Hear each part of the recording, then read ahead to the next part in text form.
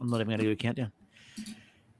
How's it going? I'm not even going to do a countdown, everybody, because this is a brief update. Welcome to a mini edition of the Extra Shift. I'm Chris here with Brendan. How are we going? Good, good. Keeping the tradition alive. The last time that Erik Karlsson was traded, I was in Iceland, and we Yeah, recorded exactly. a emergency podcast from the Airbnb thing that I was staying at, and I think so I it's referred to it as coming from the fjords. yeah, that's it.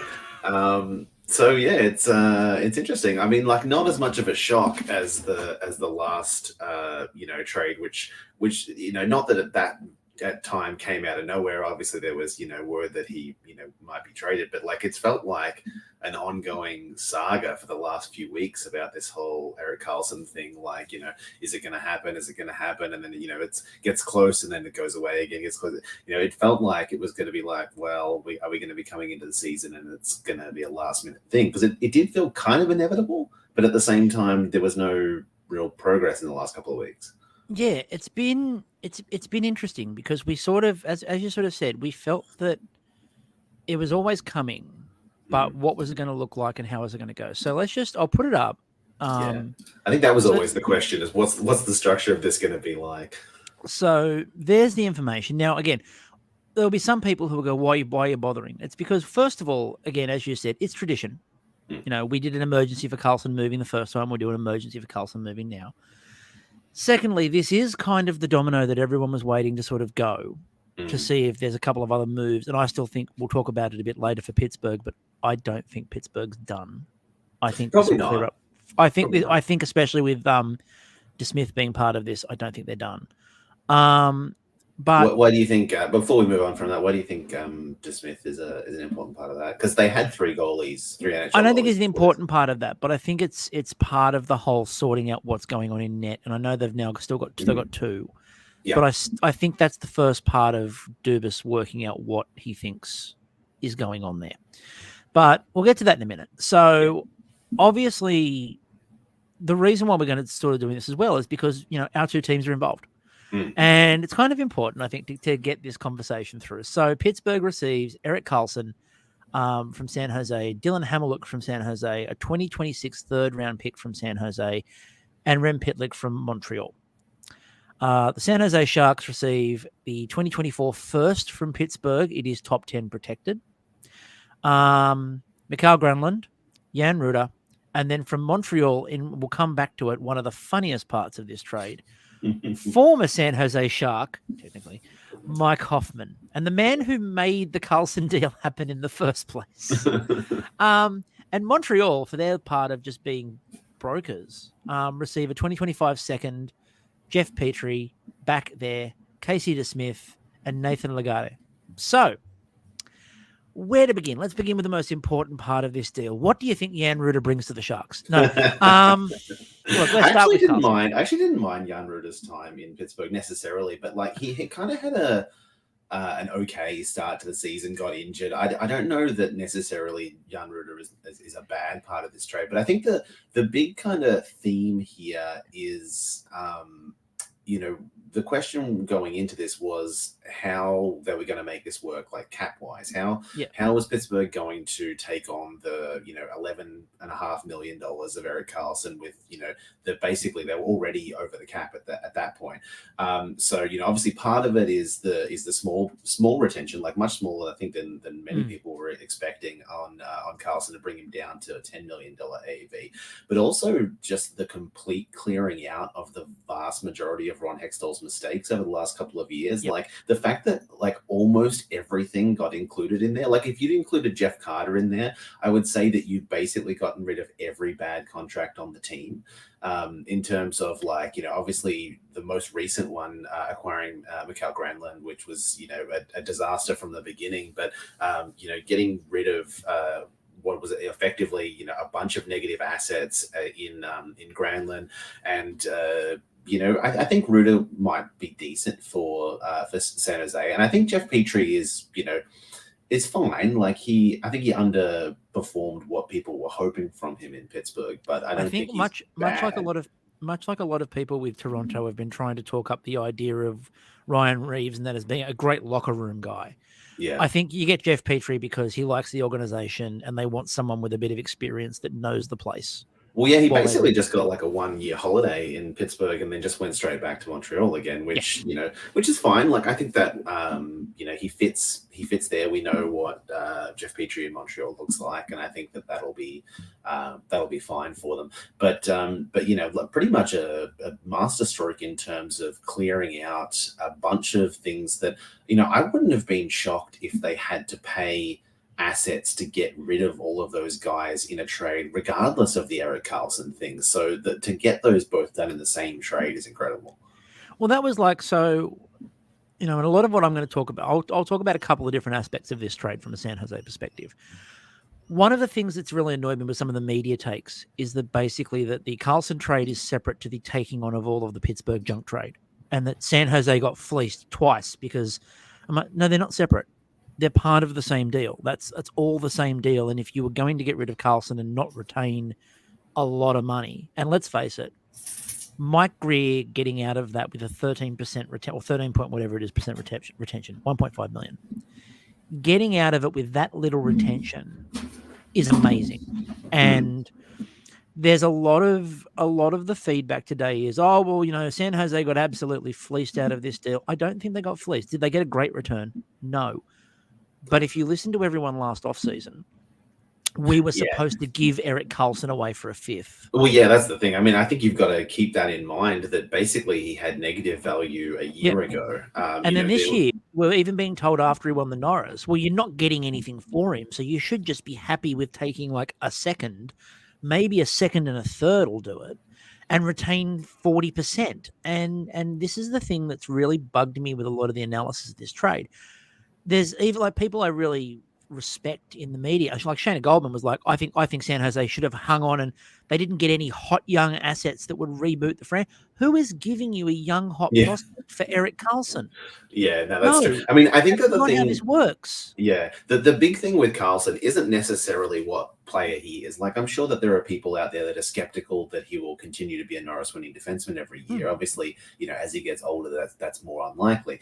But the contract is the big balancing factor with it. If he was on like a 2-year, $5 million deal, then absolutely you're gonna be getting heaps of offers from all over the place. But the reality of it is that he's got 4 years left at 11.5 or whatever that gets reduced to, and not only does that obviously limit the amount of teams that could even just fit that cap, but it's also a matter of fitting that into a team's like window, because that probably the last couple of years of that deal aren't necessarily going to be great. And that's why we previously talked about Pittsburgh was obviously like the most perfect team for him to end up on, because that is their trajectory. Like they're already in that exact situation where they pretty much have like maybe 2 more significant kicks at the can with the last couple of years of Sidney Crosby's contract, and then after that they already have a bunch of deals that are going to be bad, that's going to be difficult for them to get out of, that's going to be a painful rebuild over the next 5 years or whatever after that, while they try to play out the end of a bunch of long deals. So this just adds one more to that pile. And there aren't a lot of teams in that situation who are in exactly this spot where they're all in right now for a very limited time and then don't care about the consequences. And that's why I was always suspicious about Carolina and Seattle and the other teams involved, because they just do not meet that kind of. Well, it was a really interesting. So Mike Greer's conversation afterwards I thought was fascinating, because the Greer press conference was really interesting. He basically said a lot of the stuff that you heard about, all of these teams that were in for Karlsson, there really weren't. And he said it was the same with Burns. And he said it's basically the flat cap. He's like, the flat cap means that we were very limited in our options as to what we actually could do with this. We were prepared to go into the season with Karlsson on the roster if that was the thing.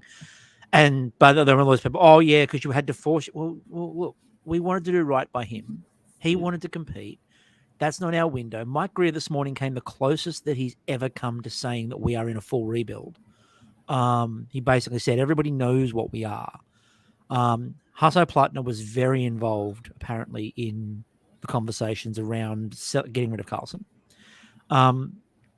I think it's it's an interesting trade on behalf of, like, the Sharks didn't get massive back for it. They got another first round pick, which will be useful. That's always useful, Yeah. especially when you are in that situation. And I think, obviously the likelihood is that will be some kind of middle of the first round pick. And the other thing that I think is really important here is Jan Ruder and Mike Hoffman. I don't think the plan is to have either of them finish the year on San Jose. The plan is that if they can get them into a position, they can flip them at the deadline for extra assets. Granlund, you're not going to flip. There's no chance in hell that anyone's dumb enough to take that contract on. So no, he's still got one more year after this, which makes it difficult. But the benefit for San Jose is they actually take on more cap short term. What I like about this deal, though, is that it's clearing the decks a little bit like you were talking about, clearing the last of the bad trades. It's clearing the decks in San Jose for a couple of years' time when all of their young players' contracts are going to start coming up, and they're hoping by that point that they're going to, Eklund's going to have earned a really good deal, and all the others are going to start earning really good deals. They're also clearing some extra cap space down the line for when they should be able, even though the cap's going up as well, the more cap space you can clear for when you think you might be starting to reach a competitive window again is not a bad thing, because you're not going to shift Karlsson at the end of the deal. There's no way. This is really the last window San Jose had to move in, because we also don't know. And again, I love Karlsson and I think he'll be a massive success in Pittsburgh, but we don't know injury wise if he's going to suddenly turn into glass again. We don't know that. I don't think he will. I want to make that plain. I don't think he will. I'm very much an EK65 believer, but we don't know if he's going to collapse again. And San Jose were getting nothing for him after. This was the last window to do it.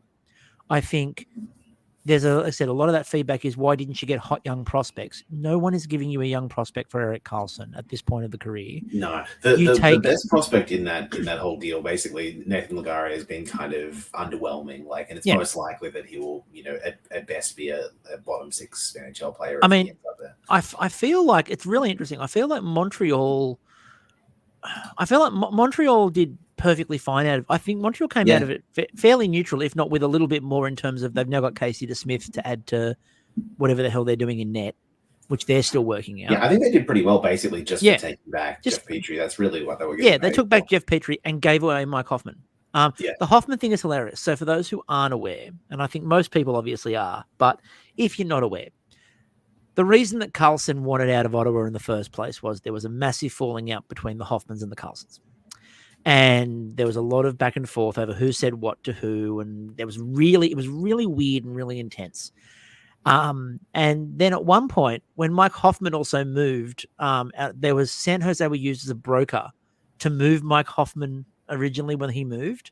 So Hoffman's contract came via San Jose and then went out on retention initially as part of that trade. So Mike Hoffman has previously been a member of the San Jose Sharks for, I think it's 4 minutes. But also the fact that Hoffman is moved into San Jose as part of the trade that sees Karlsson leave San Jose is just hilarious to me. It's absolutely it perfectly bookends those trades, I think. Yeah, I think, as you were saying before, I think the thing to remember is that perhaps the most long-term important part that San Jose gets out of this trade is essentially getting out of the last 2 years of Karlsson's deal, apart from that small bit of retention. One of the things that stood out to me in the comments that were made by Greer today regarding Plattner and so forth was, the talk about them wanting to, get scoring, get, be better. Basically, I feel like the appetite, either isn't there for a long-term rebuild, or they feel like they're, a couple of years away from being good again. And I can see them eyeing that, that 2 years away as this is the point in time where we don't want to have, a 37, 38-year-old Erik Karlsson on our books or whatever for, that point in time. So yeah, absolutely. I think that might be kind of really what's in it for them. Whether or not that works out, we won't know for a couple of years. But I said to you as well, I read a lot of the comments this morning from Greer, from Plattner as well, as being they announced, they said they were having long-term conversation with Tarasenko before he decided on the Senators, for example. Yeah. I think San Jose's decided they're going to be terrible, but what they're going to do is try to score a lot of goals and just have fun. And the idea is going to be we want people to come through the door. If we're losing every game, but we're going out and scoring like 5, and they're high powered offense, but we just can't keep them out at the net back and drats, that's something. And I kind of feel like that's what they basically said, that their plan to replace Karlsson was to replace him with offense. Which I think is an interesting statement, first of all, of what Karlsson brought to San Jose. And secondly, it's an interesting take on a different mantra, really, because San Jose's always been that defensive, gritty, tough back end. And, the free-flowing offense is not necessarily that free-flowing. You had Thornton to Marlowe with a hurdle and stuff like that, and that was sort of it. And the rest of the time, it was a defense that was just going to stop you. And so that's a bit of a move away, that idea of we're just going to go all-out offense and see what happens. I like this in terms of it clears some space when some of those contracts might come up. You get the feeling they might do things like, they might extend, they might extend a couple of players they've got on like short-term deals at the moment to give them a bit of a try and move them forward. I think overall it's a great win for Pittsburgh. I think it's Kyle Dubas, as we know, he loves signing a really experienced, well-regarded player in the league who's maybe towards the back end of his career early on. Did that with Tavares, does it now with Karlsson. But I think this is... To be fair, Tavares, I think, was like 26 or something at the time. Yeah, I know, but he was considered an grizzled old veteran by that point. Yeah, Look, I know. I think this is a really good move for Pittsburgh. I think it will work out, and if it doesn't, I don't think there's as much of a risk for Pittsburgh. No, I mean, this is the thing. Like, there's a real feeling in the Pittsburgh fan base at this point of just like, fuck it, let's just see what happens. Yeah. Like, I think the reality is that, obviously everyone's aware at this point that the best years are, of the back core are behind them. Erik Karlsson will be the last member of the big players at the Pittsburgh Penguins. Yeah, it's interesting, I think, to kind of be at this point where it's all gravy. Like it's a nice position to have been at, where it's like, okay, well, this core won 3 cups. They they had the longer until recently the longest running playoff streak in American sports. They were extraordinarily successful, and they have a chance for the next, the last couple of years of Sidney Crosby to kind of like go out all guns blazing and see what happens. And I think this was like the perfect move to, try and make the most of that, attempt. Do I think it's likely they win another cup? It's probably unlikely. That's just the reality of, if you're going one team versus the field, generally the field wins. But are they going to potentially make some noise in the next couple of years and be a fun team to watch while before they eventually flame out? Absolutely. And I think that'll be just a nice send off for this core and this fan base. And I think there's a bit of a difference. There was a comment this morning when we were in the group talking about it, that was, they didn't learn from what happened in Detroit. No, this is different, right? The difference is that Detroit tried to add brand new pieces, to just sort of do it again. This is them going, we've got Crosby and Malkin for X number and Letang for X number of years. Yeah. We're just going to ride this out, and then we'll do the build. It's not this Detroit. Is the thing. If they keep trying to compete after, let's say that Crosby decides in 2 years' time that he wants to retire. I think that's unlikely. I think that he probably goes a couple more years, but especially considering that Malkin's got another year after that, Letang's got a couple of years after that, 3 more years after that. I think that probably he does the kind of more the Bergeron thing of like, I'll give it one more shot or whatever. But let's say that he did, and then they decided to start trying to add like whoever's the best available player in free agency and try and squeeze out this window, then it's going to get messy, it's going to get bad. But I think that reality wise, it'll kind of just tail off at a certain point. When Crosby retires, they'll kind of go, well, that's it, I just think it's really interesting that there's that comparison with it's just like that. I don't think it is. Again, I think they're vastly different things. I also think it's going to be really intriguing as well, because the last one of those contracts now that San Jose has left is the Vlasic deal. Really, and I'm anticipating, from everything I've sort of heard, they're not going to buy him out, but I would be amazed if Marc-Edouard Vlasic sees the ice again. Like they put him at the very end of the year. He went on to injured reserve. Yeah. It wouldn't surprise me if they send him to Robert R. Island and you never really see him again. I think that's probably likely. And he's legitimately banged up too. Apart from the fact that he's just not been very good after that contract, he's legitimately banged up. So what this will actually do when you look at the Sharks cap friendly in particular, and we know that Pittsburgh have lost a bit of cap now for longer term cap. So, which again I think is a good bet to make and gives them a bit more space.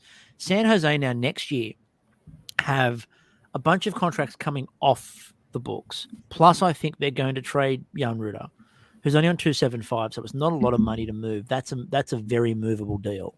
Mike Hoffman comes off the books at the end of this year, so it's only one more year. And Granlund is only one more year after this at $5 million. One more year of Granlund basically after this year is what they're going to have to pay. Yeah. So it's $5 million next year as opposed to 11.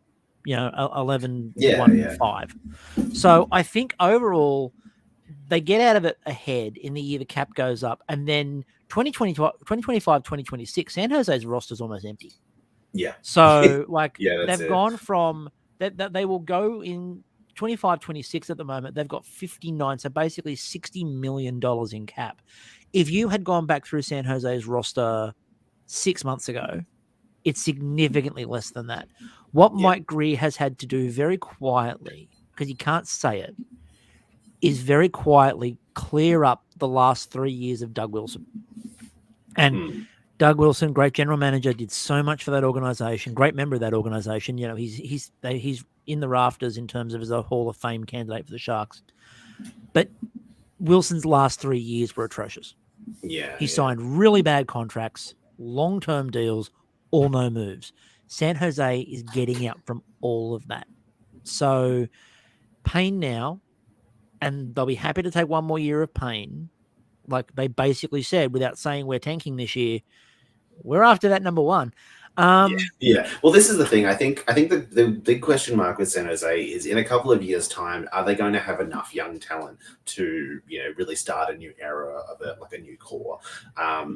We'll see it at this point in time. There's still some question marks. Obviously, potentially Eklund could be really good for them. Obviously now they've just drafted high and they might draft high again next year. If those guys can be there in a couple of years' time and making a difference in this team or whatever, it could look very different. Yeah.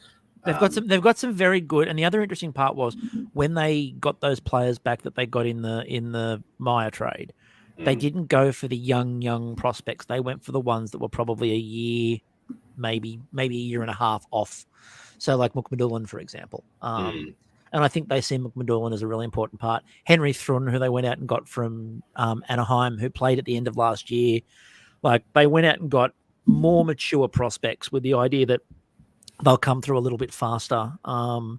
Possibly not the absolutely high ceiling that you see on some of the other players they could have picked up, but they also would have had to have done a lot more. And at the end of this with San Jose, I just don't think they wanted to retain really significant salary. And 1.5 million, not really significant in what's going on. No, I think that they did well for sure. Like it sounds like that was really the big sticking point for them for a long time was how much salary are you willing to retain? And they, obviously, teams wanting to acquire him, want the majority of that. I'm a little surprised that they didn't get someone like, rather than offloading Petrie, I'm a little surprised they didn't get like the third team to retain more salary from the thing, because they could have potentially brought that down a lot. But I guess the equivalent of that is moving Petrie. They would have had to do that in some way. I think the equivalent of that, they moved Petrie and they moved Granlund. And I think getting Granlund out the door was important for what they're planning on doing immediately. So that's going to do us for this one. Just a brief, fast one. We also wanted to make sure that because the next episode we do is going to be, as we mentioned on the feed, a review of the documentary on CBC Gem. So go and get it. I did watch that the other day, so it's good. So it's the Harold Ballard story. So make sure that before the next episode, we'll give you a heads up before we're going to go live with that one. We're going to go and do a bit of a deep dive into the Harold Ballard story. So make sure that you have a listen to that. Anyway, that'll do us for now, and we will catch you all later. See ya.